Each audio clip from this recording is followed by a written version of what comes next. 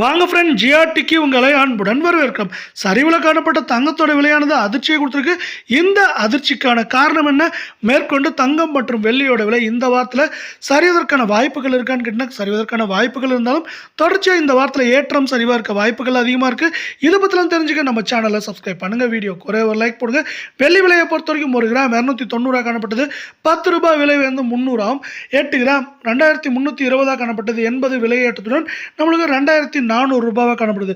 வெள்ளியோட விலையை பொறுத்த வரைக்கும் கிலோவுக்கு வந்து பார்த்தீங்கன்னா ஒரே நாளில் 10,000 அப்படிங்கிற அதிரடி ஏற்றத்தில் காணப்படுறதில்ல.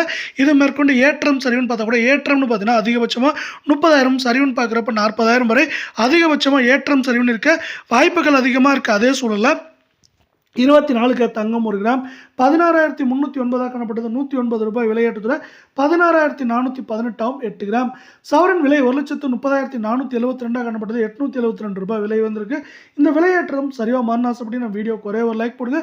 ஏற்றத்தோடு பார்த்தீங்கன்னா 1,31,144 ரூபாயாக காணப்படுது. சவரனுக்கு இப்படி விலை ஏற்றம் அடைந்து காணப்பட்டாலும் இது மேற்கொண்டு ஏற்றம்னு பார்த்தீங்கன்னா இந்த வாரத்தை பொறுத்தவரை 2,500, சரிவுன்னு பார்க்குறப்ப 3,000, 3,500 வரைக்கும் அதிகபட்சமாக இருக்கிறதுக்கான வாய்ப்புகள் 80% காணப்படுது. இதே வேலை அடுத்து 22 தங்கத்தோட விலை அப்படின்னு 1 கிராம் 14,950 காணப்பட்டது. 100 விலையேற்றத்துடன் 15,050 ஆகும். சவரன் விலை 1,19,600 காணப்பட்டது. 800 அப்படிங்கிற விலை ஏற்றத்தோட காணப்படல. இந்த ஏற்றம் சரிவாக மாறினாசப்படி நம்ம வீடியோக்கு ஒரே ஒரு லைக் போடுங்க. இந்த 800 விலையேற்றத்துடன் 1,20,400 ரூபாய் அப்படிங்கிற விலை நிலவரத்தில் காணப்படுது. இருந்தாலும் இது மேற்கொண்டு இந்த வாரத்தில் சரிவதற்கான வாய்ப்புகள் பார்த்தா கூட ஏற்றம் கம்மியாகவும் சரிவு அதிகமாக இருக்க வாய்ப்புகள் இருக்குது. ஏற்றம்னு பார்க்குறப்ப 2,500, சரிவுன்னு பார்க்குறப்போ 3,500லேருந்து 3,800 வரைக்கும் அதிகபட்சமாக சரியறதுக்கான வாய்ப்புகளும் சூழலும் இருக்குது அப்படின்னு எக்ஸ்பர்ட்ஸ் வந்து இன்னொரு ப்ரொடிக்ஷனை கொடுத்துருக்காங்க.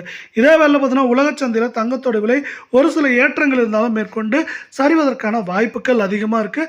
அதனால் பார்த்தீங்கன்னா நம்மளுக்கு வந்து ஏற்றம் சரிவுன்னு இருக்கவே வாய்ப்புகளும் அதிகமாக இருக்குது. அது மட்டும் இல்லாமல் தொடர் சரிவில் காணப்பட்ட இந்திய அமெரிக்க பங்குச்சந்தைகள் மீண்டும் வந்து பார்த்தீங்கன்னா எழுச்சி பெற்றிருக்குன்னு சொல்லலாம். 50,000, 51,000 புள்ளிகள் அப்படின்னு போன அமெரிக்க பங்குச்சந்தையானது இப்போ 46,800, 800, 900 அப்படிங்கிற புள்ளிகளில் காணப்படுது. இப்போ மீண்டும் ஏற்றம் அடைய ஆரம்பிச்சிருக்கு. இந்த ஏற்றமானது தங்கம் மற்றும் வெள்ளியோட விலை சரிவுக்கு ஒரு ஆதரவை தரப்போகுது அப்படின்னு சொல்லலாம். இந்திய பங்குச்சந்தை பார்த்தீங்கன்னா நம்மளுக்கு வந்து 85,000, 86,000 புள்ளிகளில் காணப்பட்டது. இப்போ 78,000 புள்ளிகள், அதாவது 76,000 புள்ளிகளை தொட்டது.